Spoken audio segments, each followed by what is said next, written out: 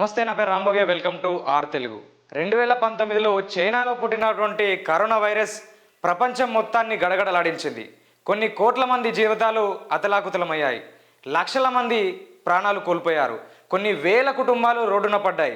అనేక దేశాల ఆర్థిక వ్యవస్థలు చిన్నాభిన్నమయ్యాయి. అప్పుడు కరోనా సోకినటువంటి వ్యక్తులకు ఇప్పుడు కూడా అనేక రకమైన అనారోగ్య పరిస్థితులు ఏర్పడుతున్నటువంటి సిచ్యువేషన్ మనం చూస్తున్నాం.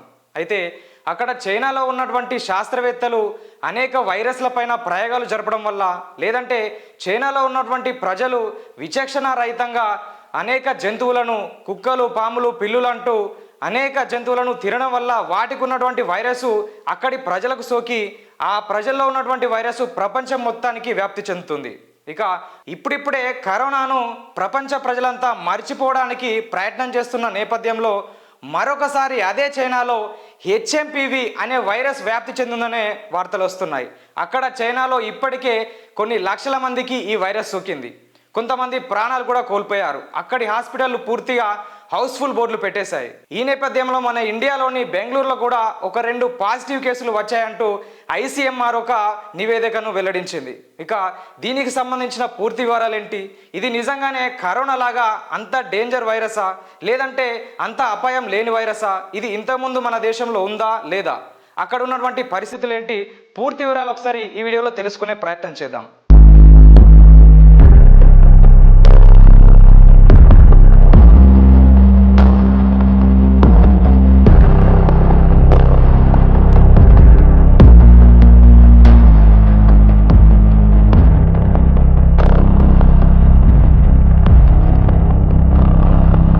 చైనాలో కలకలం రేపుతున్న హ్యూమన్ మెటాసో న్యూమో వైరస్ HMPV కేసులు భారత్లో 2 నమోదయ్యాయి. బెంగళూరుకు చెందిన ఓ ఆసుపత్రిలో 3 నెలల మరియు 8 నెలల చిన్నారులో ఈ వైరస్ ఉన్నట్టు గుర్తించారు. Indian council of medical research ICMR ధృవీకరించింది. అయితే వీరిలో ఒక చిన్నారికి వైరస్ తగ్గుముఖం పట్టగా మరొకరికి చికిత్స అందిస్తున్నట్లు పేర్కొంది. భారత్లో చైనా వైరస్ వ్యాప్తిపై పూర్తి స్థాయిలో ఆరా తీసుకున్నారు.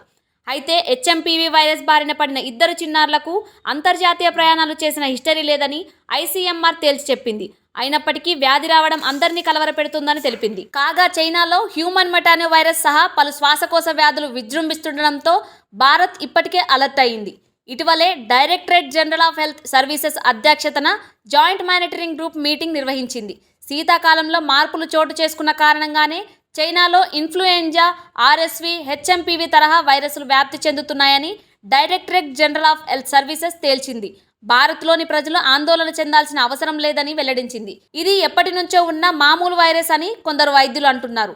ముందస్తు చర్యల్లో భాగంగా ఇప్పటికే పలు చోట్ల RSA, HMPV తదితర పరీక్షలు చేస్తున్నట్లు కేంద్ర ఆరోగ్య శాఖ తెలిపింది. ఒకవేళ శ్వాసకోశ వ్యాధులు అనుకోకుండా పెరిగినా వాటిని ఎదుర్కొనేందుకు తాము సిద్ధంగా ఉన్నట్లు DGHS చెప్పుకొచ్చింది.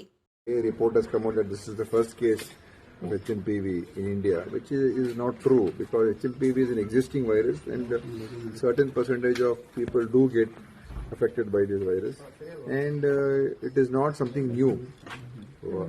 And the baby, the child that has got affected, it has got no travel history, and they're all local people. They're not coming from China or Malaysia or some other country. So I do not think there's any connection to that. China's outbreak is, they are saying, is a new variant of HMPV. So that is what they are saying. We don't have the full details. And the government of India is yet to provide any full details to us. And maybe they are also trying to get more information.